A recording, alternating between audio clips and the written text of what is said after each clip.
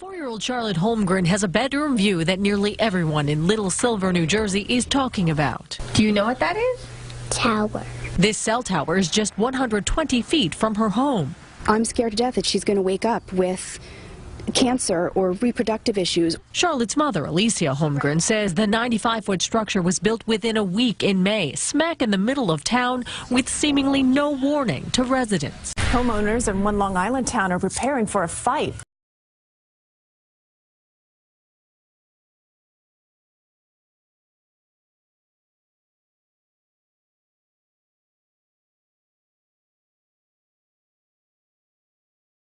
Two dozen cell phone repeaters installed in front of their homes. It was done legally, but residents say they were never told that it was happening. CBS 2's Carolyn Gussoff reports now from Woodbury. The view from Denise Tufano's Woodbury home abruptly changed last month, towering on her front lawn a cell phone repeater. I could not believe this was actually happening. I said, how could the town permit this? How could they do this to us? She and Woodbury neighbors fuming over the placement of 22 cell repeaters for Verizon in front of homes on what's technically public property without notice or compensation. You couldn't give me $10 million for this, okay? There are potential health risks to these. They are aesthetically not pleasing. There's also the devaluation of our home properties. 5G technology promises faster service, but the jury is out on constant exposure to its radio frequency radiation.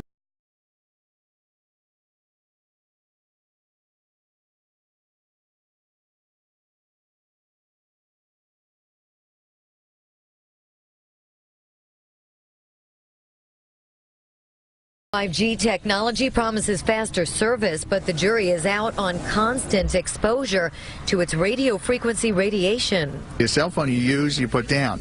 Microwave you use, you stop. This is constant bombardment, and we don't know what is the long-term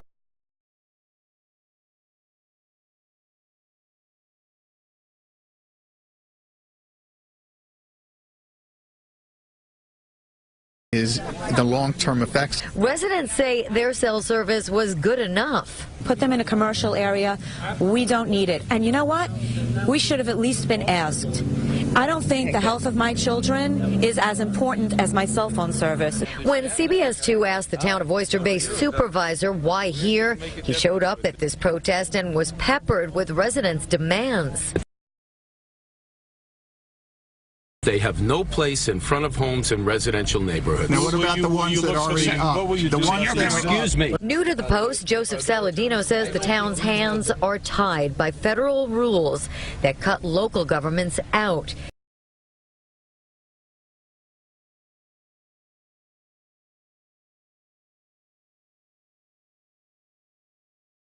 Town Supervisor Saladino vows to do everything in his power to get these taken down and prevent new ones from going up in front of homes. In his power, the operative words. In Woodbury, Long Island, Carolyn Gussoff, CBS 2 News. Verizon tells CBS 2 to keep up with the explosive growth. They need the antennas closer to where people are trying to connect so that they will get better coverage. They claim that the small cells have exposure levels similar to baby monitors and microwave ovens. California City is fighting back at a proposed law that is moving quickly through the legislature. They say it would allow phone companies to put up new antennas in your neighborhood, whether you like it or not. KPX 5's Phil Matier in Walnut Creek. And Phil, today you heard some of the opposition in Sacramento, right? That's right, and a lot of it is based on what you see around us here in Walnut Creek. You're walking down the street in the downtown of your little town, and you maybe one day will look up at a street lamp like this, and sitting on top of it is something totally unexpected, a cell phone antenna. Here's the story. 5G wireless has the potential to be a game changer. But to pave the way for that game change, telecom companies need to put up between 30,000 and 50,000 of these small cell antennas, including several likely in your town over the next 5 years, but with only limited local say. Local neighborhoods would be seeing something the size of a refrigerator showing up on a street pole, and they could say nothing to stop it. A library, a school. On traffic signals, on light poles. This would give the companies free rein to install these small cells on any public infrastructure, and we would have no ability to say no. We're also talking about an industry that is a big player in California politics. In the 2016 election cycle, telecommunication companies contribute over $3 million to both California Democrats and Republicans that are now deciding on this bill, which, by the way, shot through committee on a 6-1 vote with 2 abstentions. It's going to be a tug of war, but it looks like they're going to win, so it's only a matter of time when we're going to be seeing these. By the way, you'll be able to check it all out on the internet because they're going to make that faster as well. In Walnut Creek, Phil Matier, KPIX5. Back to you guys. Hi, this is John in Los Angeles. It's October 22nd, 2017, about 10 o'clock in the morning, and I'm at a park in Dominguez, California here. That was a little religious ceremony they got going down there. So I'm looking around the park, and I'm looking at this. Look at this. This is a microwave cell tower, guys, right out in the open, where anybody can walk up to it. People are being hit by it that are playing in the park and all this stuff. And I'm gonna show you the signs here, wide open. Look at this. You can freeze frame the video if you want to read some of this. I won't stay on it too long, but just take a look at this. Look at this. Yeah, you really want to salute this. They're microwaving the piss out of us all, and they're disguising it as this. This is what they do. They put the flag on things so you trust it. Well, I don't trust it, all right? Put the flag on things so you trust it. Well, I don't trust it. Tour guide said that one of the reasons they wanted to build the data center in Utah was because of the patriotism of people from Utah. Yeah, that was one of my questions is, you know, why did you come here? And his response was, the electricity is cheap and the people are patriotic. And I read that as a code word, is that nobody's going to ask any questions. And, you know, that kind of sat with me uneasily, that in my opinion, patriotism is questioning your government consistently. The idea that we're just sheep out here and we're not going to care, I think is, you know, even though we're a very conservative state, I think a lot of people would bristle at that idea. Put the flag on things so you trust it. Well, I don't trust it. You may sign up to speak. You may, please leave. Please leave the room. Thank you. Please leave. Shame on you. Tempers seemed to flare at the county school board meeting. This as board members heard from the public about putting up a cell tower on the grounds of Shadyside Elementary School. You are the deciders. The process started here. The process tracks here. The process ends here. Those opposed to the cell tower, some of them parents, say they have long-term health concerns. They were counting on the board to take action by casting a vote, even though it was only a review item. As board members, please protect our children. We absolutely need you today to be brave. Even as both sides lined up to be heard, it was evident there was still plenty of frustration. That's when the board had to call in security. It's time for you to leave. Thank you, I will, thank you. There was public support for the Shadyside cell tower from residents who tried to convince the board of the benefits. With the current storms brewing in the Atlantic this week, I think about safety. Will my cell phone work if I call for help?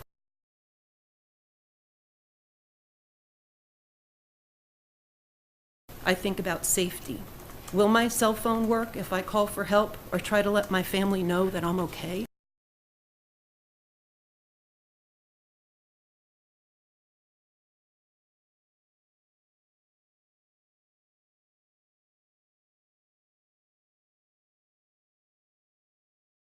Please do not let the financial agenda of these small few in our community bully this board into backing out of this plan.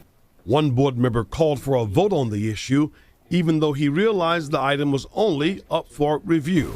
Motion fails at this time. That said, the cell tower proposal, now out of the hands of the school board, awaits an official permit. Now, looking beyond Shadyside, there are two other pending cell phone tower proposals, one of them on the grounds of school board headquarters. So what's the financial benefit? Last year, the school system collected a little more than $81,000.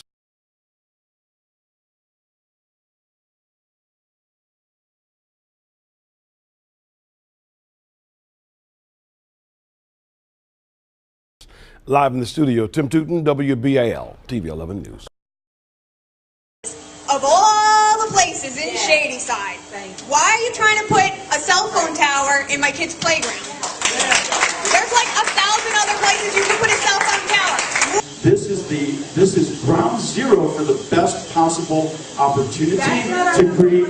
I understand, but the point I'm making is this. You're asking why I can't go somewhere else, right? You're asking why can't I go like a mile away or 2 miles away? The answer is this is the best place to fill the hole in the network.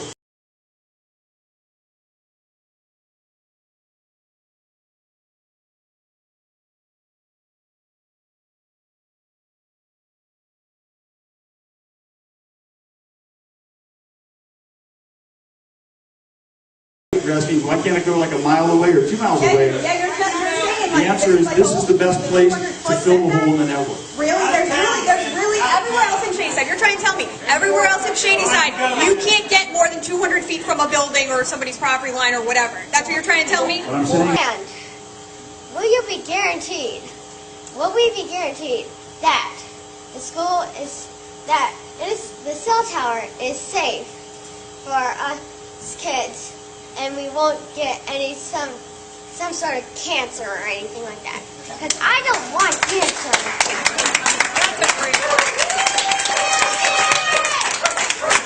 Can I ask what grade you're in? What? What grade are you in? 5th. You're in 5th grade. Yeah. Okay. Going into 5th. When my son was 9 years old, in the 3rd grade, he was diagnosed with leukemia. He went to a school where there was a cell tower within 300 or 400 feet from his elementary school, his Forest Hill Elementary School in Fairfax County. So if there's anyone that can understand your concern, it's me. Because I'm a parent of a child who had cancer and survived cancer. And I can tell you that there is no credible evidence to demonstrate that my son got cancer from that cell tower.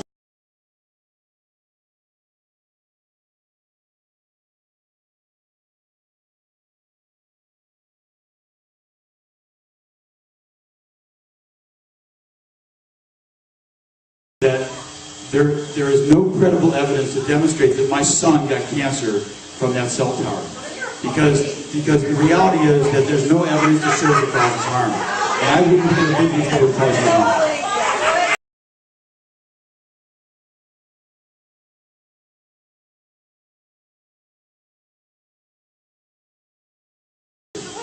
And I can tell you that there is no credible evidence to demonstrate that my son got cancer from that cell tower.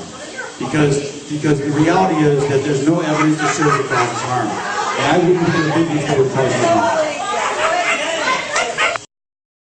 Verizon cell tower will go up in Appleton. A judge ruled in favor of the company last week, but the city of Appleton and nearby neighbors are not happy with that decision. Fox 11's Alexa Santos has this Fox 11 follow-up. It just doesn't belong there. Neighbors near a proposed Verizon cell tower in Appleton are disappointed with a judge's decision to allow the company to build. At the end of the day, nobody should be allowed to build a cell tower that close to a residential area. The city of Appleton tried to stop it. The Common Council denied the permit for constructing the tower because of concerns from neighbors about safety and loss of property values. They came forward and they really laid out their case. It was a pretty powerful case. So council said, no. See what happens. We'll take our chances. In August, Verizon sued the city of Appleton over that decision.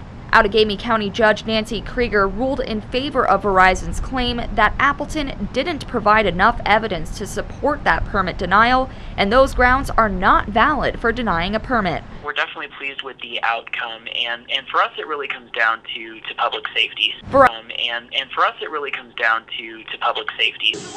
And I can tell you that there is no credible evidence to demonstrate that my son got cancer from that cell tower. Because the reality is that there's no evidence to show that that was harm.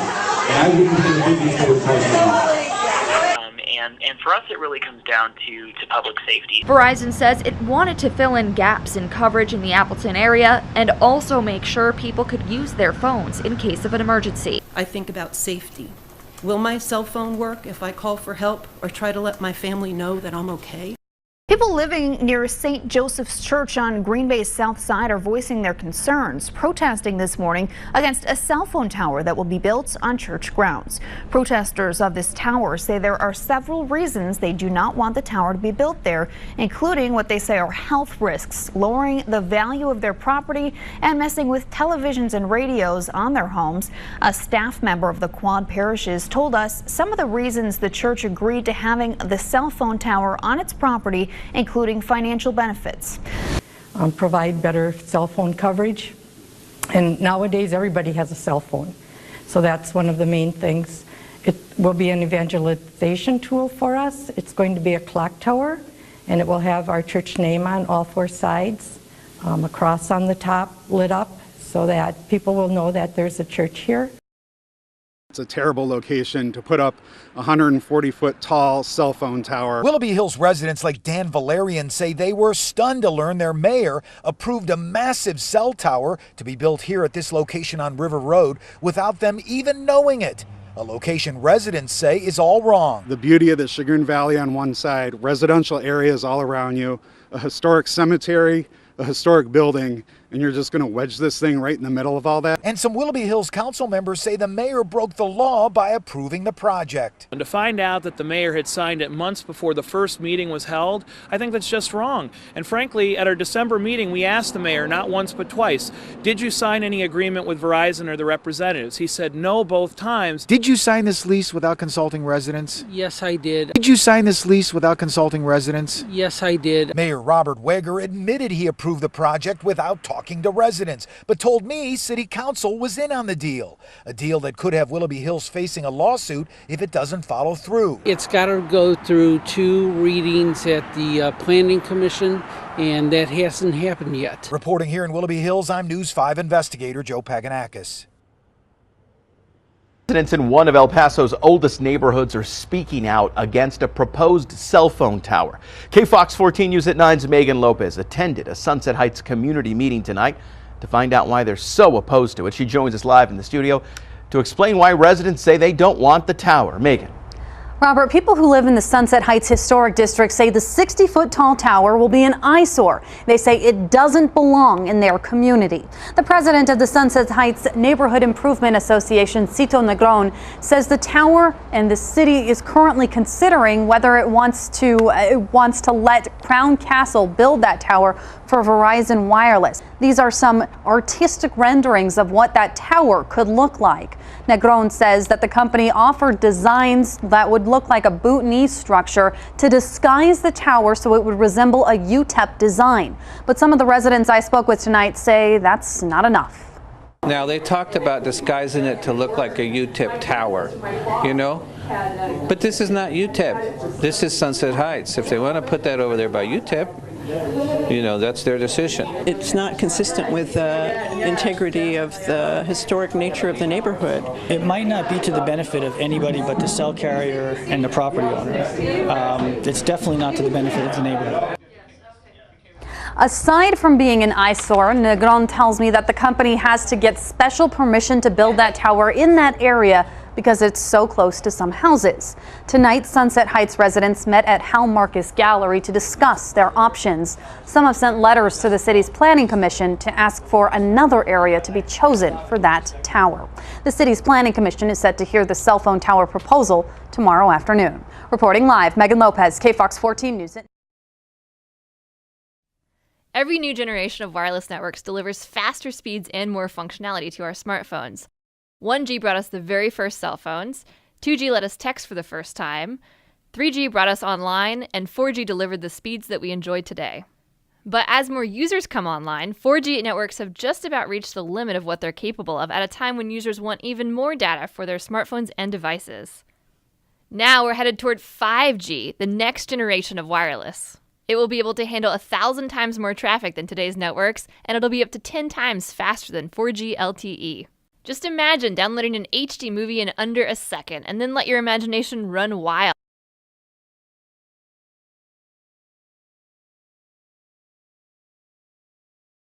world. 5G will be the foundation for virtual reality, autonomous driving, the Internet of Things, and stuff we can't even yet imagine.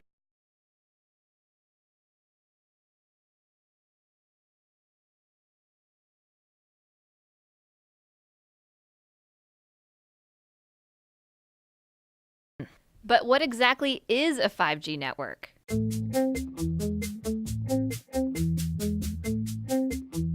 The truth is, experts can't tell us what 5G actually is because they don't even know yet.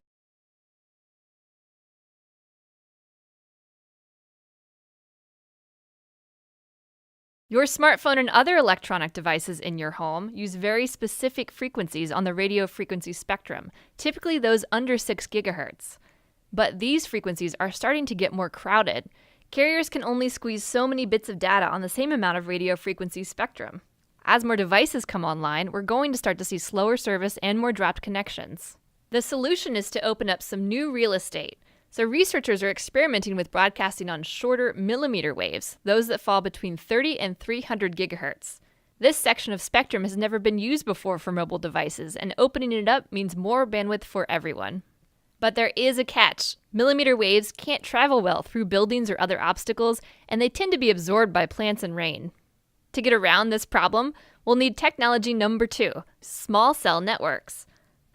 Today's wireless networks rely on large, high-powered cell towers to broadcast their signals over long distances. But remember, higher frequency millimeter waves have a harder time traveling through obstacles, which means if you move behind one, you lose your signal.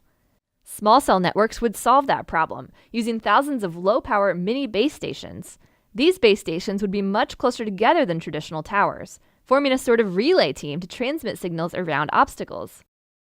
We know people are already getting sick from the lower frequencies, and we expect, that is our scientists expect, that these higher, ultra-high frequency microwaves are going to bring people to disease quicker and in a more intense form.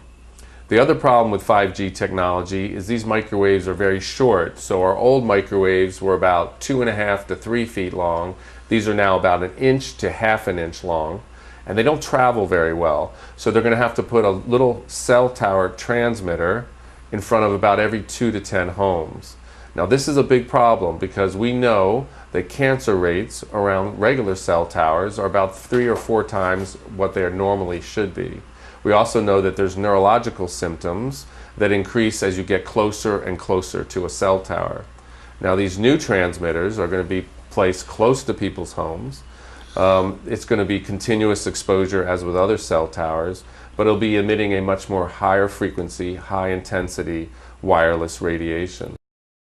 From documents dating back into the early 80s, we see that the military had discussed the possibilities of mind control through radio frequency energy.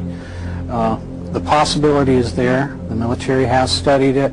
A 1982 Air Force report called radio frequency energy a major new research initiative and said that RF can, quote, disrupt normal purposeful behavior. A 1987 military report called for more research on RF energy as a non-lethal weapon, while pointing out that most of the existing technology is classified. And sure enough, in 1993, there was a big conference at Johns Hopkins University. Here, the entire conference was classified.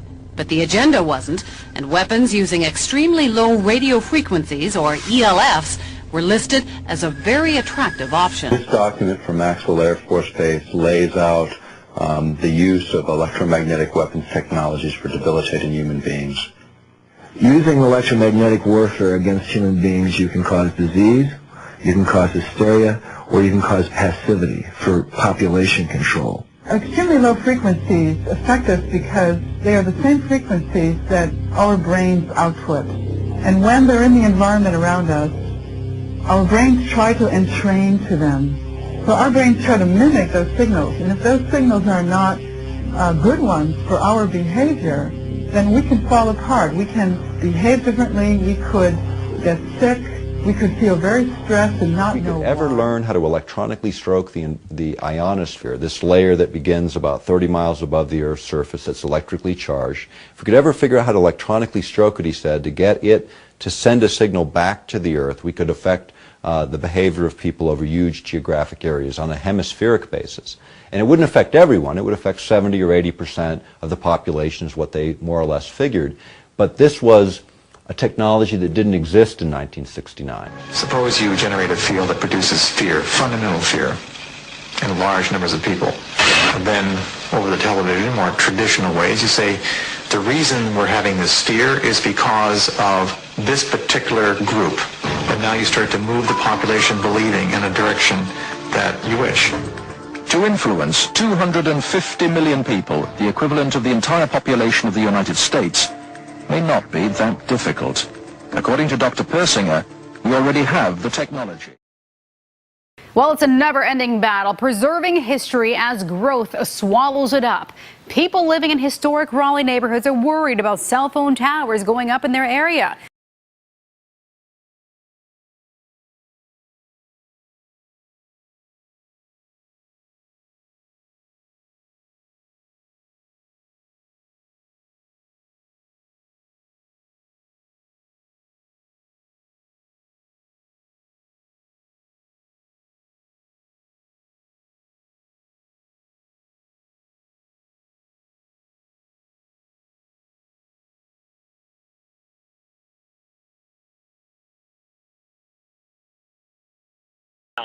And for us, it really comes down to public safety.